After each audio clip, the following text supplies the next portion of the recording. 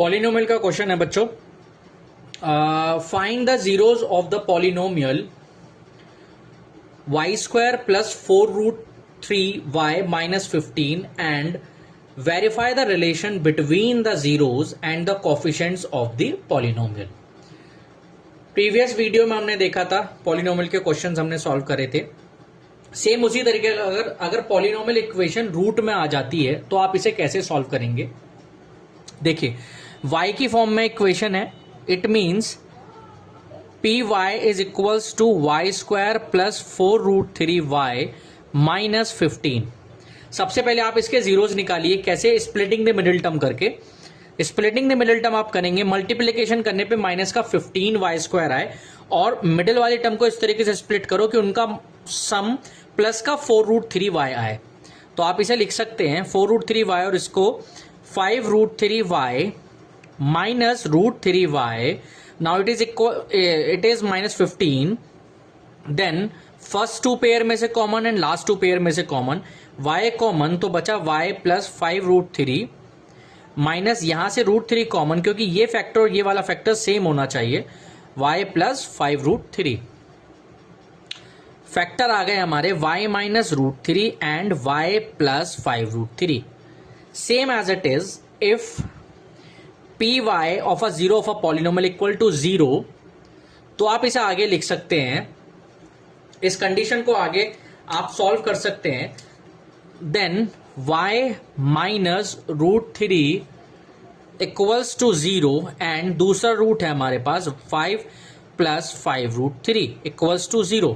तो रूट आ गया y is equals to, यानी जीरोज आ गया। पहला जीरो है y इज इक्वल्स टू √3, यही हमारा अल्फा होगा। एंड दूसरा रूट है हमारा y is equals to minus 5√3, यही हमारा बीटा होगा दूसरा रूट। तो दो जीरोस फाइंड आउट करने के लिए पहला कहा था, तो दोनों जीरो ये रहे हमारे। आगे चलते हैं, इस रिलेशन को हम वेरीफाई करने की कोशिश करते हैं। चलिए आगे है बेटा। नाउ सबसे पहले आप लिखेंगे sum of zeros. Sum of zeros होता है alpha plus beta is equals to minus B by A.